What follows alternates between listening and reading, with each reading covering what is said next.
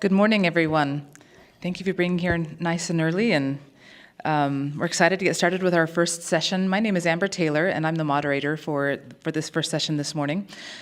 So let me get started with some information on our presenters this morning. And then last but certainly not least, we'll have Jordan Watkins. He's an assistant professor of church history and doctrine at Brigham Young University, and he received his PhD in American history from the University of Nevada, Las Vegas. He's a historian of American intellectual, religious, and legal history. His recent book, Slavery and Sacred Texts, The Bible, the Constitution, and America's Confrontation with History, was published by Cambridge University in 2021 and examines the way in which antebellum biblical and constitutional debates over slavery awoke Americans to the historical distance separating them from their hallowed biblical and revolutionary pasts. His paper, George Ticknor Curtis's Defense of Dred Scott and Lorenzo Snow, looks at the way that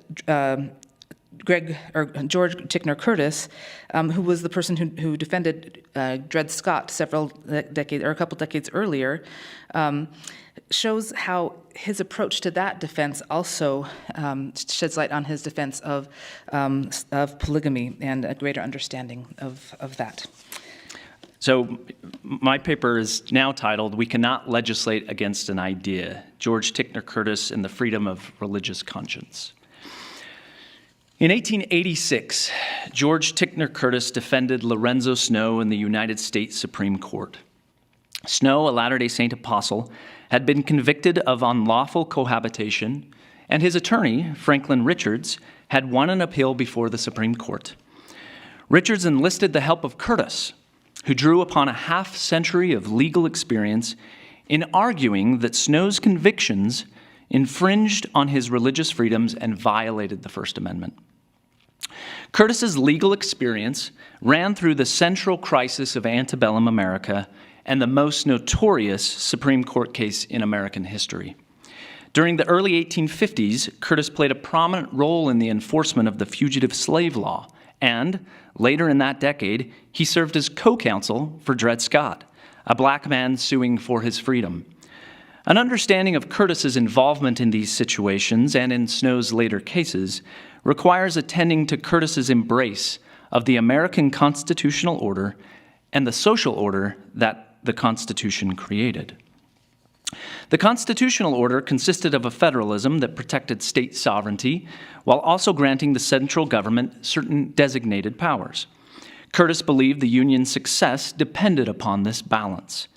He embraced the Union from among New England elites, and thus he had good reasons to combat ideas and actions that threatened the existing social order. Curtis viewed abolitionism as a danger to that order, but he also worried about Southern overreach. He believed that Northerners should keep their commitment to the Fugitive Slave Clause and its later iterations, and that Supreme Court justices should respect legal precedent regarding Congress's power to prohibit slavery in the territories. Curtis also identified less obvious threats to the social order, including the tyranny of a Protestant majority. In addressing this threat, Curtis participated in a conservative approach to reform, one that allowed social elites to control progress. This involved a notion of deference to men with legal training and experience, such as himself. As Curtis put it in an 1841 speech, trust in the gradual expansion and perfection of society, in the light of religion, letters, truth, and law. In this way, Curtis found room to defend marginalized groups. Curtis received the best available legal training. Owing to the work and sacrifice of his widowed mother, Louis Robbins, and the assistance of his uncle, George Ticknor, George and his brother Benjamin attended Harvard Law School, where they learned from Joseph Story, a sitting Supreme Court justice. Story turned the law school into a viable institution. His expertise in constitutional law and his unionism shaped the views of the Curtis brothers. These brothers also received an education in religion. In the memoir of his brother, George noted the Unitarian influences which surrounded Benjamin's youth. George himself embraced the Unitarian appeal to religious understanding, which William Ellery Channing had described as charitable judgment, especially towards those who differ in religious opinions. In August of 1834, while George Curtis was enrolled at Harvard Law School in Cambridge, a Protestant mob burned a Catholic convent in Charlestown.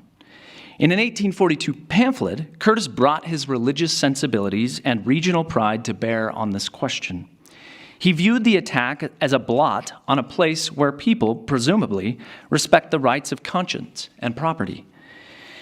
Curtis believed the state's failure to indemnify the diocese stemmed from anti-Catholicism, which made it impossible, he said, to hear with impartiality any cause or claim in which Catholics are interested. Curtis had identified the tyranny of the religious majority. He dismissed fears that Catholicism threatened to overtake Protestantism or that it was hostile to our republican institutions. If citizens set aside these suspicions, he suggested, they would perceive the impolicy, the absurdity, and the danger of denying such protection and reparation because the particular form of religion is one which the majority of the people do not desire to have propagated. Curtis urged his readers to remember that there is but one Savior for both Protestants and Catholics.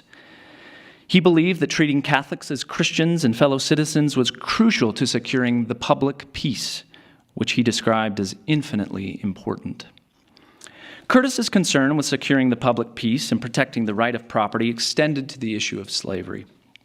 During the early 1850s, both Curtis brothers played prominent roles in enforcing the fugitive slave law in Boston, where George was a U.S. commissioner and Benjamin was a state representative.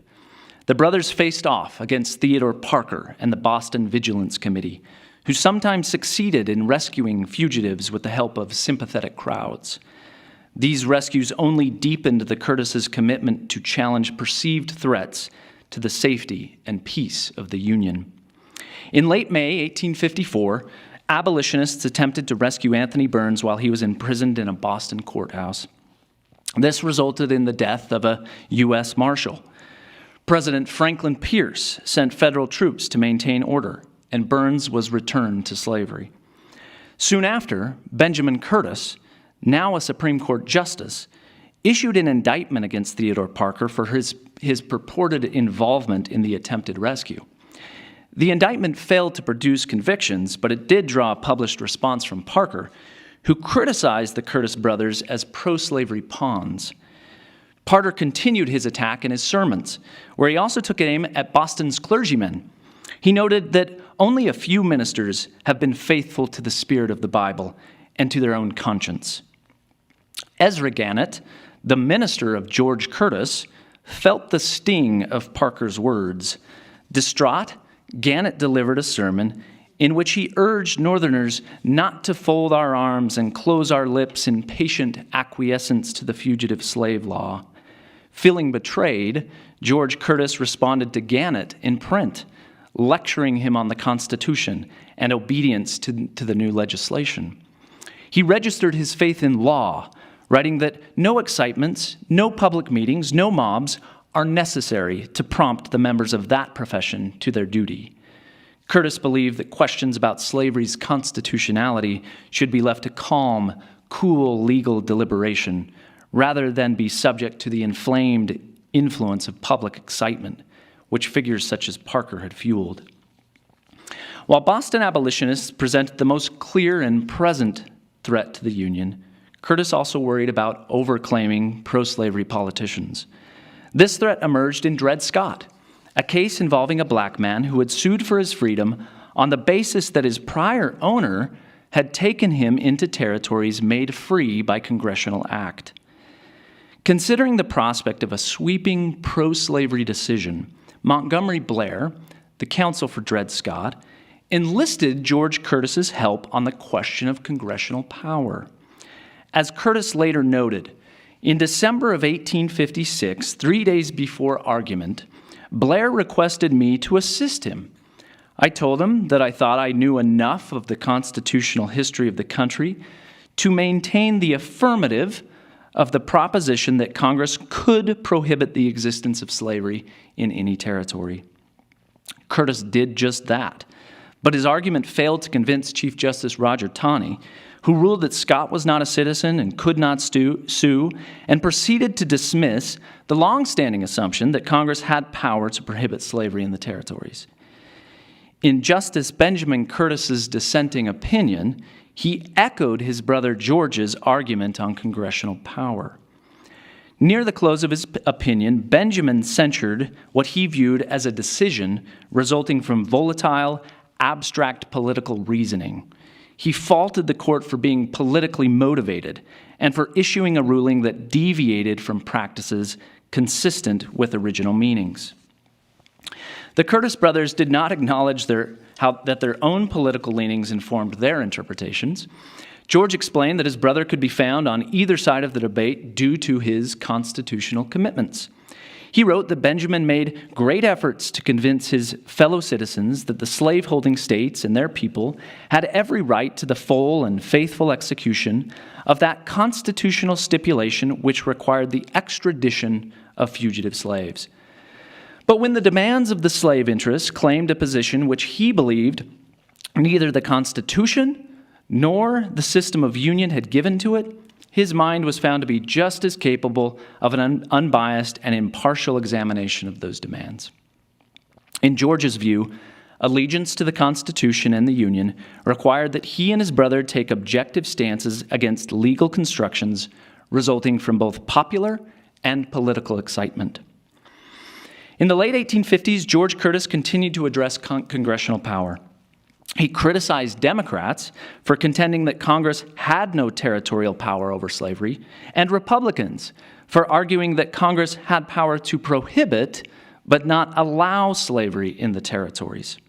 Curtis, a former Whig, framed his politics in constitutional terms, focusing on the powers the Constitution did and did not grant to the branches of government. In 1862, George Curtis moved to New York and became a Democrat. On constitutional grounds, he and his brother opposed Lincoln's wartime policies and later the legislation of the radical Republicans. George's constitutional commitments and political affiliation set the stage for his later involvement in Snow's cases. In November of 1885, federal officers descended upon Brigham City carrying a warrant for the arrest of Lorenzo Snow. A few years before, Congress had passed a bill authored by Republican Senator George F. Edmunds that had made unlawful cohabitation a misdemeanor. It was left to Charles Zane, the Chief Justice of the Territorial Court, to determine what constituted unlawful cohabitation. Several polygamists attempted to conform to the law by living with one wife. Snow lived only with Minnie, the youngest of his 7 wives. In September of 1885, Zane instructed grand juries that they could indict men for segregated periods of cohabitation. That same month, federal officers arrested Snow on 3 counts.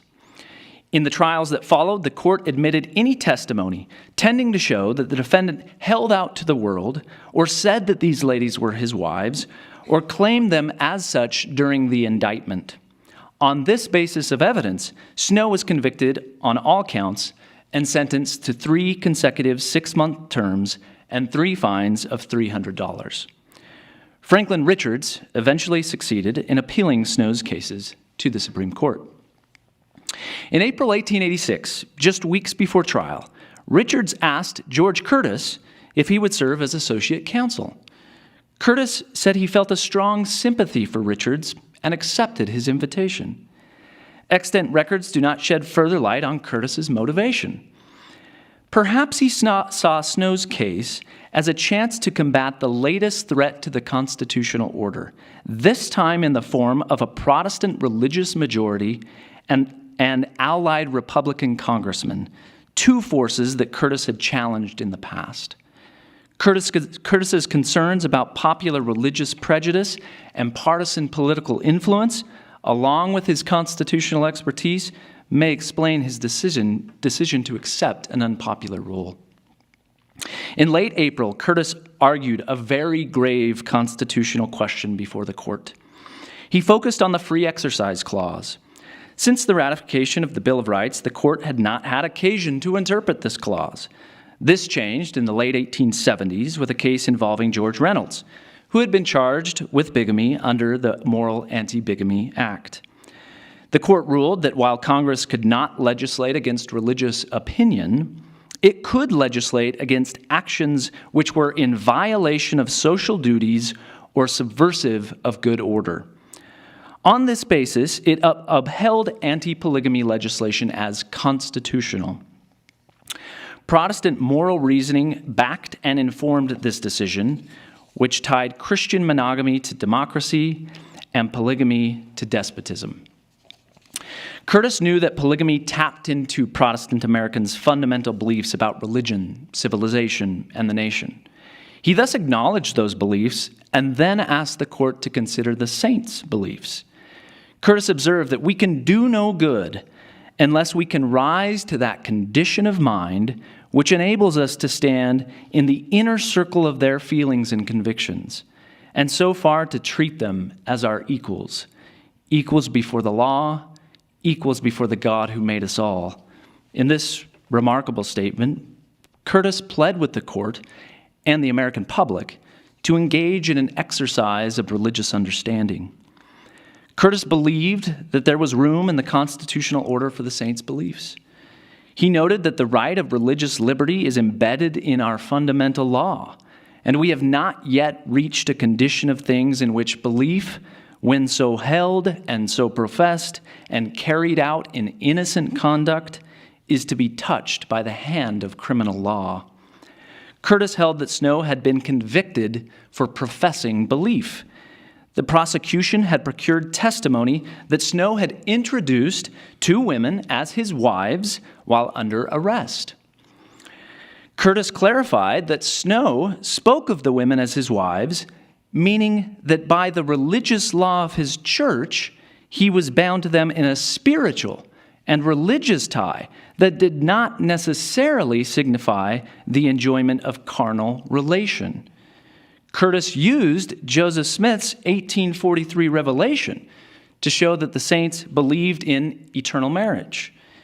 And in light of this belief, Curtis argued, Snow could not be convicted of unlawful cohabitation by his language without violating his rights of conscience. In Reynolds, the court had distinguished between belief and action, and now Curtis drew those lines more carefully. He stated that the Free Exercise Clause protected the holding of religious beliefs and their avowal, such as Snow's use of the term wife. Curtis insisted that we cannot legislate against an idea. We cannot legislate against a thought or an expression of it. We cannot force belief out of the human soul.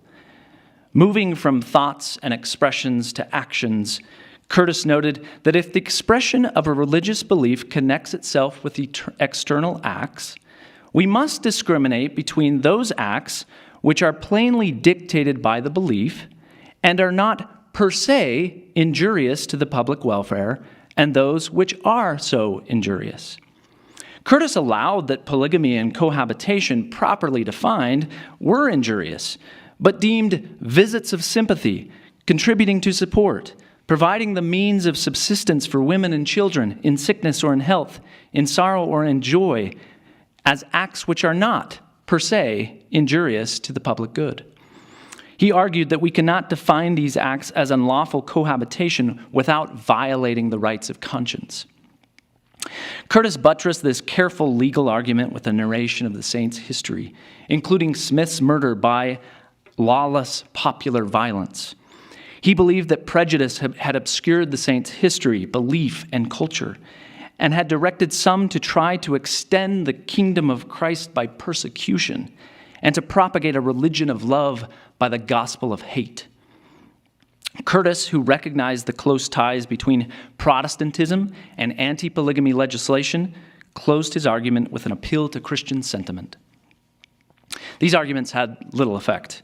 On May 10th, the court ruled that because the Edmunds Act had not made a provision for the court to grant a writ of error, it did not have jurisdiction in Snow's cases. Curtis went back to work. In letters to Democrats, including the Attorney General, 2 members of the House Committee on the Judiciary, and the Secretary of the Interior, he proposed legislation that would grant the Supreme Court appellate jurisdiction. Curtis also sought a hearing in the Court of Public Opinion. In a May letter to John Taylor, president of the church, Franklin Richards noted that Judge Curtis and others insist that our only salvation lies in the creation of a favorable public opinion. The next day, Curtis wrote to Taylor again, noting that the next day, Richards wrote to Taylor again, noting that Curtis has written several good articles about us and is evidently trying to do all the good that he can. His labors are in the fullest sense con amore. He firmly believes that we are oppressed and persecuted and earnestly desires to help emancipate us from our bondage. Richards continued, there seems to be a providence in his employment, and I believe the Lord has a hand in preparing him to do our work.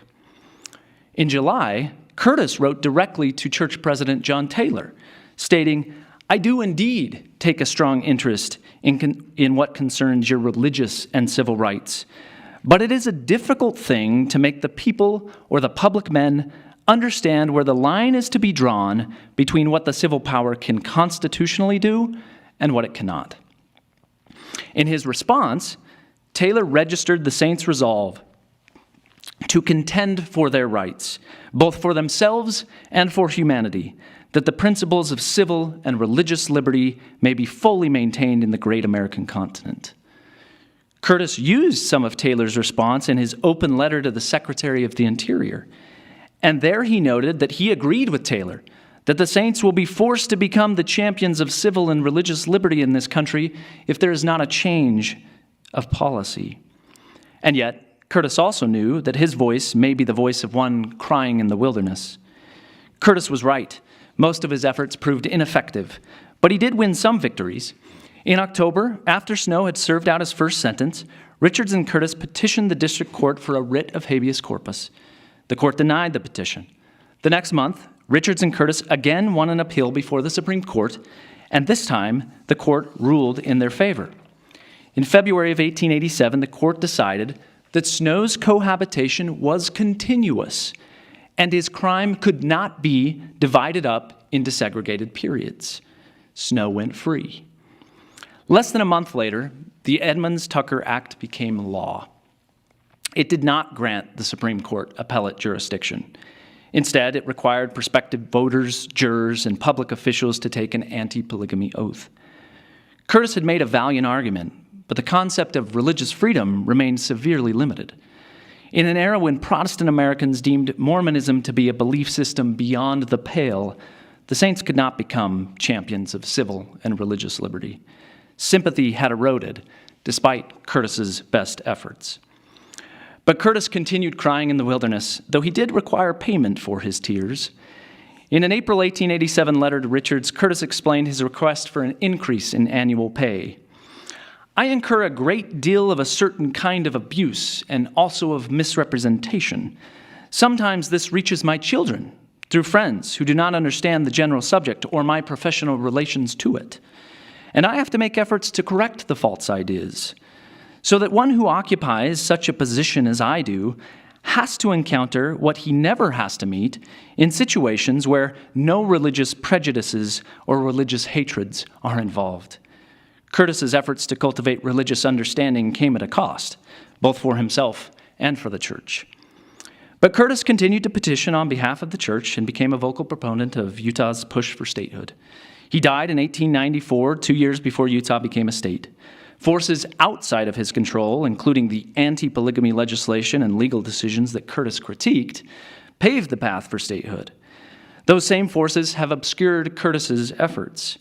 And yet, during a short time, the saints held him in high esteem for standing in the inner circle of their feelings and convictions. As a writer for the Deseret News put it in an 1888 article, the name George Ticknor Curtis is now almost a household word in Utah. Thank you.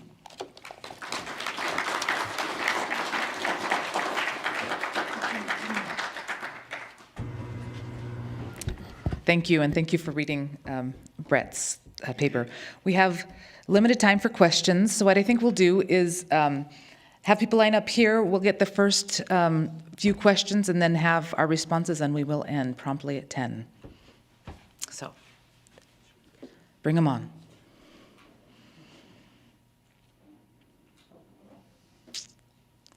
Please. Hello, can you hear me? I don't think this is on. Yeah, we can hear it. Well done. So I enjoyed both papers, all three papers, so much. And I wondered for Jeff whether he had considered the White Slavery Act, the Mann Act of 1910, which of course drew on language that was created originally in opposition to polygamy, and was sustained in, I think it's 1947, in a case called Cleveland against United States, which prosecuted a Mormon polygamist for violation of the Mann Act. And I think there's a nice sort of internal match, bringing women across state lines, not just into the country, but across state lines. And there's a nice match between the immigration and the Mann Act, and I thought that might be of interest in your work. And then with George Ticknor Curtis, who was an eccentric individual, I think what's so interesting is that he didn't pick up on the real weakness of segregating convictions, but the fact that Lorenzo Snow won was a profound blow to the ongoing prosecution of polygamists, a really big victory, and one that was sorely needed by a church that had had a lot of victories in the 1860s and 70s and fewer in the 80s, but they still had really smart lawyering. And Ticknor Curtis maybe not among those, honestly, but I think sort of highlighting this clever legal strategy and the successful legal strategy would give some balance to Curtis's failures. So anyway, thanks. Thank you very much. And we have one question over here. Yeah, Dr. Watkins, just as a curiosity, actually, in your research of Mr. Curtis, did you come across any Hegelian influence? Did he talk about that at all? I mean, I see a lot of similarities there. Yeah, I don't think so. I've still got quite a bit of work to do here. Maybe I should sit in front of the mic. I've got quite a bit of work to do here on Curtis still, and one is to investigate more fully some of that intellectual context. I don't see it there. If he's getting it not directly, indirectly. It would be from other thinkers, including perhaps some Unitarians or some people in and around Boston. But I don't see him engaging with Hegel directly. Just related to that point, the other question I want to pursue further is he talking about Latter-day Saints and the Mormon question before this period? I find one place in 1859 where he talks about the potential problem that Congress in the United States is going to have in Utah territory. And he's actually saying we may need all of the force that the Constitution gives us to deal with this issue, right? And then a couple of decades later, he finds himself sort of arguing against some of that.